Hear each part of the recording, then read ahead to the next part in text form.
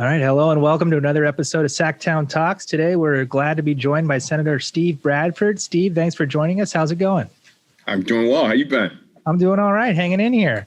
That's all we can do right now. Exactly. You know, I've loved on social media, kind of, you've been posting kind of about, having fun, but keeping your distance. You've done a great job. Can you kind of tell us about, how's it going down in your district with COVID-19 and kind of reopening the economy? It's kind of like going all over the state, all over the country, just crazy. People are ready to get back to work. Kids are ready to get back to school, but we got to listen to the science and, and trust the experts and take it one day at a time, but it's gradually improving. So we're excited about that. The numbers are going down. It's kind of like at a plateau right now, but it's better than it was, 2 months ago, and definitely better than where it was at the height. But like I say, folks are anxious to get back to some level of normalcy.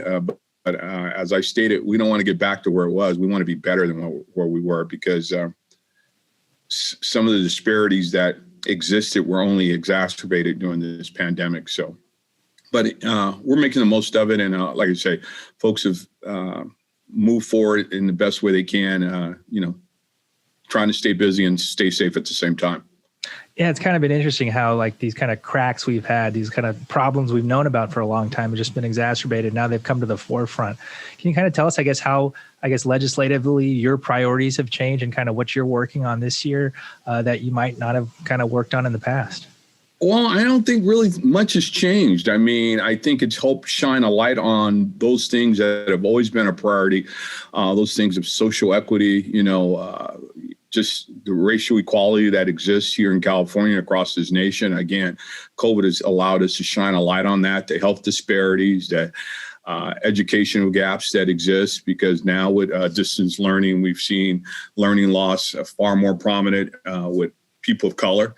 And that's even in middle income to higher income folks. I mean, if parents have to go to work and kids are at home, they're just falling behind. So, and we've clearly seen the digital divide that clearly exists, not just in rural areas, but in urban areas as well. And the need to improve that infrastructure, as well as the number of folks who just don't have computers at home, and right. To allow them, be it the parent to stay at home and work, or at home and work, or the kids to learn.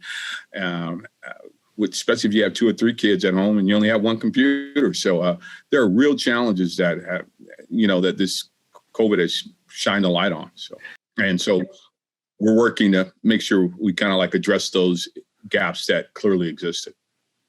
In your time up here in Sacramento, that's something you've kind of gained an expertise on, is kind of the utilities, telecommunications area.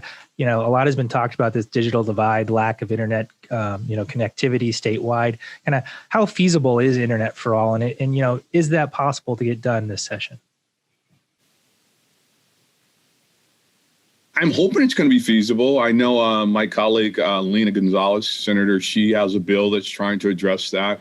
Again, I did a measure when I was in Assembly to provide internet and cable connectivity for public housing. We'll be introducing a similar bill, or we have introduced a similar bill this year to expand upon that, to provide a little over $30 million a year to make sure that we provide the resources in those communities. So I hope, based on what we've seen over the last year, the disparities that clearly exist, I would hope this legislative body, as well as the governor, would have the mindset to help us move that forward and get a signature on it and start providing those last year, resources to the people who the need budget, it the most. Was cut severely, and this year we've kind of come back to the surpluses. You guys have enjoyed the last few sessions. What are some of your budget priorities and some of the things that you've worked so far in the budget this session?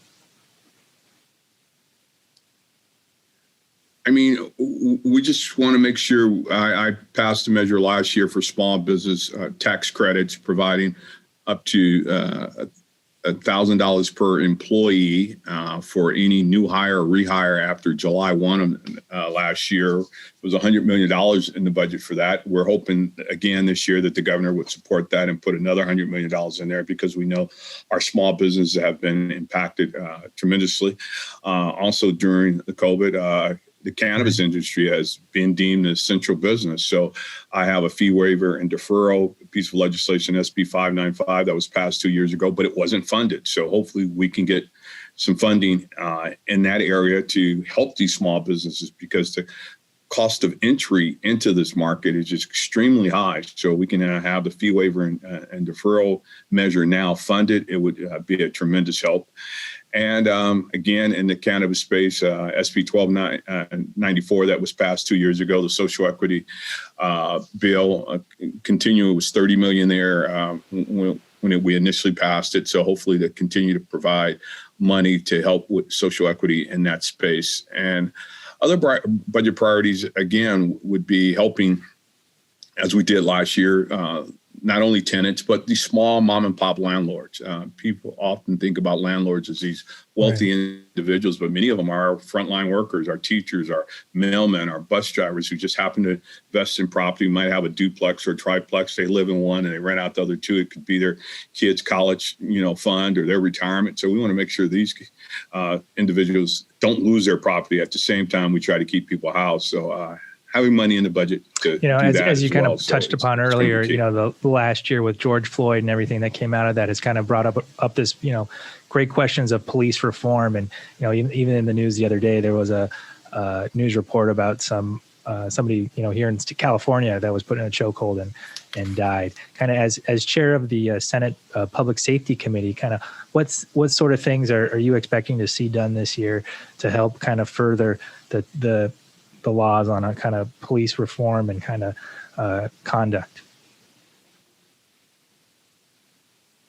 Well, reintroducing the measure that I had last year, SB 731, which we weren't able to get off the assembly floor, and we reintroduced that last December. It's now SB 2. I'm proud to say that Pro Tem Tony Atkins is the co-author of that, and it's about decertification. It's a straightforward measure of getting rid of bad officers. This is not a gotcha for good cops. It's a measure to allow us to join the 46 other states in in this nation that has a decertification process. California is now one of 4 states that doesn't have a fair and equitable way, open way of getting rid of these bad cops that commit felonies, who tamper with evidence, who sexually harass, or even kill unarmed, citizens. So it's going to be a transparent way of dealing with that, accountability. So that's key. Some of the sentencing reform that we know impacts people of color far more harshly than our white counterparts, looking at that as well, eliminating some of these burdensome fees that impact folks as well. As it's stated, it's far better to be rich and guilty than innocent and broke in this country, because it's a costly endeavor. And just creating rehabilitation opportunities too. I mean, it's one thing to send somebody to prison and we claim to spend billions of dollars on rehabilitation, but once they're out, they can't get a job. So we want to, really invest in that. So once these individuals come home, they can be productive members of society, which many of them want to do. But if you're not afforded the opportunity to go back to work, what are you going to do? You're going to resort to kind of touching back, I guess, to your decertification bill last year. Kind of, what were some of the things that it ran into and why it didn't pass last year? Why you feel it can go the extra mile this year? Fear of the police, straight up police unions. I mean, they have a stronghold here in this building and in this town, and labor has always had a extra little edge. And so people seem to not want to go against law enforcement. But again, this is not a gotcha for cops. And I've talked to enough folks in law enforcement who totally agree that they all want to get rid of the bad apples. And it's the one or two bad apples who taint the whole department. And so just colleagues, that got pressured. I think had we not been in the pandemic, and constituents would have been able to come in the building as they usually do and look legislators in the eye across their desks and ask them to vote for this, tell their personal stories of how they've lost loved ones to bad officers, how they've been arrested, how they've been killed, all these things, how evidence have been tampered with. I think it would have changed something. But the fact that John Q. Citizen couldn't get in the building, but the lobbyists had the phone numbers to, all the legislators, and they could get to them and put enough pressure out there to even with the false narrative and the fake news that, I wasn't negotiating. I spent more time on this bill than any bill I've ever authored since being in the legislature. I sat down with the governor's office, with the attorney general's office, with law enforcement. I spoke with my colleagues in the assembly who are former police officers to get their buy-in on this. And we tried to bring everybody to the table on this thing because, again, it's about making California safer for all residents. Of a few states that don't have this. That's amazing. 1 of 4. Last year we were 1 of 5, and I think at the end of the year was New Jersey who passed it. So we're now 1 of 4. Yeah. You're also the chair of the California Legislative Black Caucus. Kind of what are the things you're working on there, I guess, outside of your own legislation to help further the Black Caucus this year? Well, I mean, as has been our priority for the last 54 years since the caucus has been in existence, to make sure African Americans' voices are heard, not only in this building, but across the state. But we strongly believe when African American voices are heard and they're respected, all voices are heard. We just finished celebrating Black history. And if we know anything, Black history is American history. And as Dr. Martin Luther King stated, African Americans impact more people's lives on a daily basis than probably any other culture. So building upon that, again, making sure that health disparities that we've seen, but we've already known that existed, the infant mortality and the morbidity rate for African-American women and children, addressing those issues. Again, the criminal justice reform issues that are so important.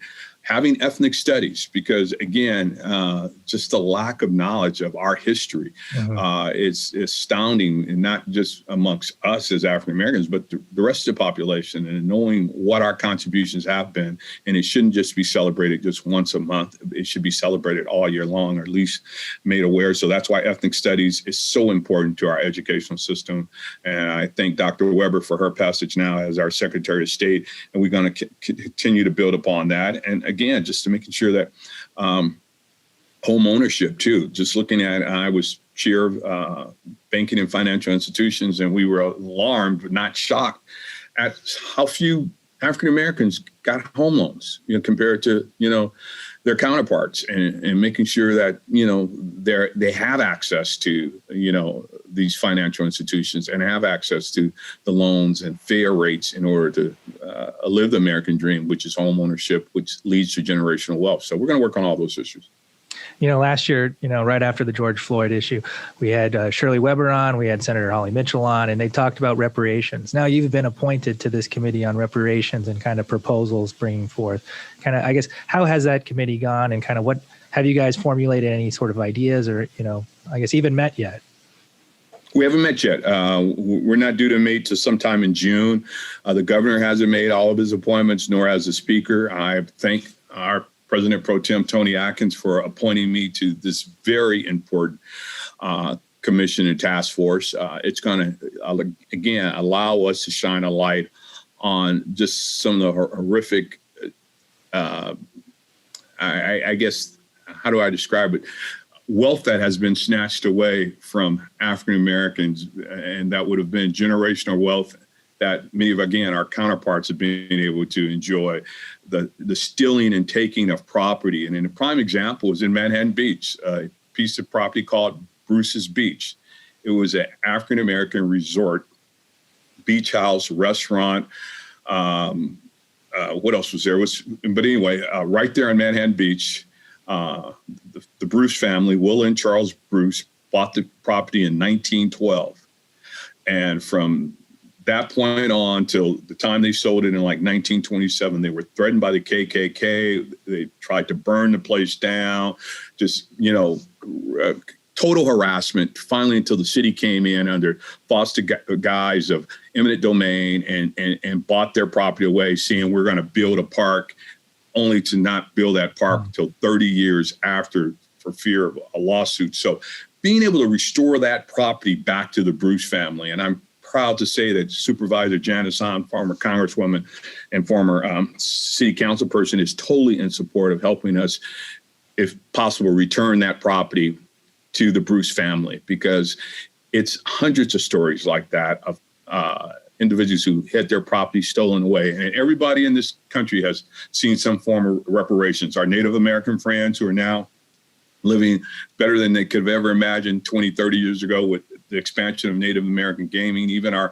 Japanese brothers and sisters who were interned, they have seen some form of reparations, but the African Americans haven't. And California can continue with the lie that they were a free state, but they adhered to all the slave laws of a runaway slave. And if you came to California as a property of a slave owner, you were treated as a slave, even though California deemed themselves as a free state. So it's been a lot of horrors from Allensworth, where they cut off the water, where, folks had to finally shut down that town, to Val Verde, which was a African-American resort all the way up until the early 60s, up to Grapevine. So it's many stories of where African Americans have lost property, and which in essence amounted to generational wealth that they've lost. So looking at those things like that. Last session, the legislature worked hard to, put a repeal of Prop 209 on the ballot, and unfortunately it was not successfully passed. Is there any discussions about trying to bring that back again and craft the narrative in a different way so that the voters would understand, and, you could actually do something about some of these things you're talking about? It's always talk, because we've seen since the passage of 209 that African Americans have fallen farther behind in college enrollment and all those things that are important in contracting, minority contracting aspects of it.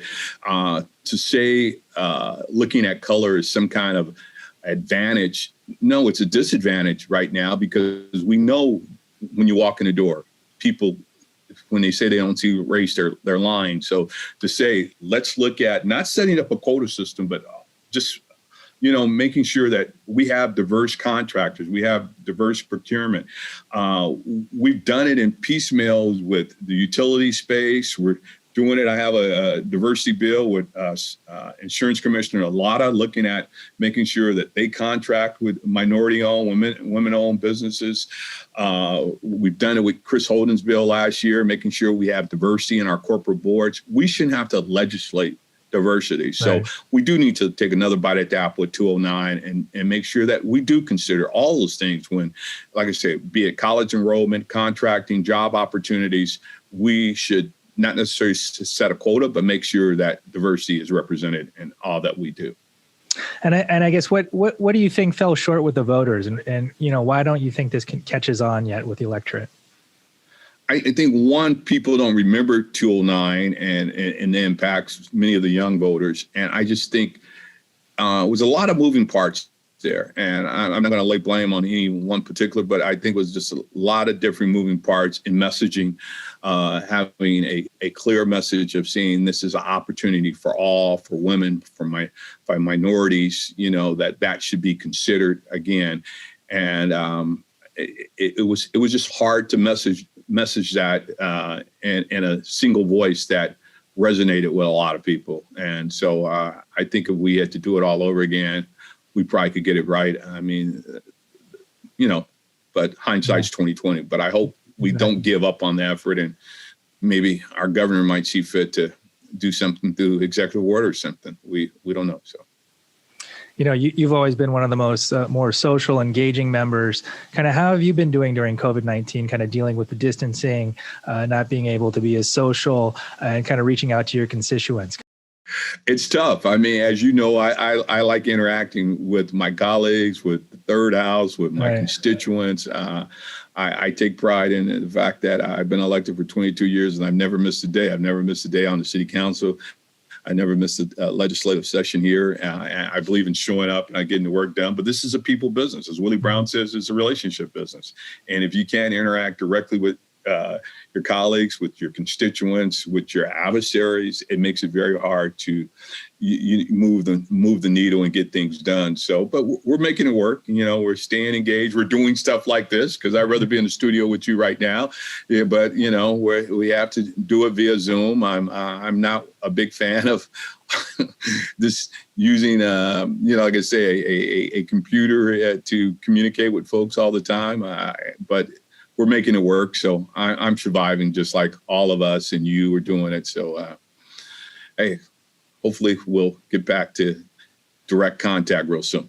Exactly. And I guess, has there been any talk, as things are getting better, everyone's getting vaccinated, I guess, has there been any talk in the Senate about, things returning to normal, or kind of some of these guidelines being kind of let loose a bit? Or, do you foresee this being around for the rest of this year?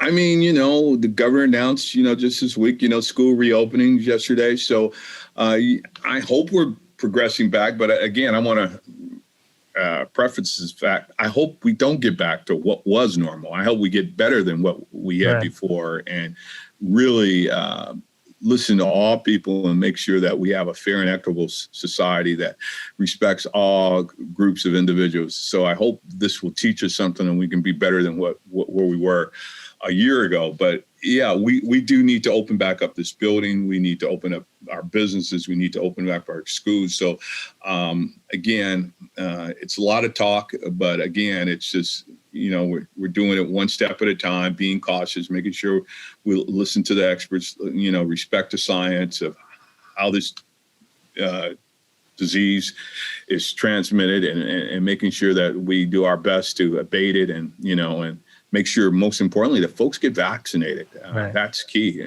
Making sure we get shots in the people who need it most, but most importantly, all people. But, it's a lot of folks who are frontline workers, and they're in the last, the back of the line, so we got to make sure it's an equitable distribution of that first, too. And members here in this building, it's, legislators haven't been vaccinated. So, not to say that we should jump the line, but we should make sure that if we're going to interact with folks on a regular basis like we normally do, we need the shots as well. Right. Well, I know you have a short schedule today, so I wanted to thank you for coming on. Is there anything else you want to get out there before we go? Mr. Blonian, I'm here for you. I appreciate you wanting to talk to me. I appreciate you reaching out and carrying on the fine tradition that your dad set as a person here in this town that I've met almost 20 years ago when I first got started in this business. And, so I thank you. And if you have any more, I'll be more than happy to engage you. But I appreciate the opportunity to talk about what's important, not only to the caucus, but to me personally, but more importantly to the people of California. Well, I think you put it well. It's not only about getting back to what we were doing, but, getting back to something better. And look forward to seeing how that progresses this year, and hopefully talking to you later in the year when things are getting better. I look forward to it. Well, thank you, Senator. Have a good one. Thanks for Sacktown Talk. Much appreciated.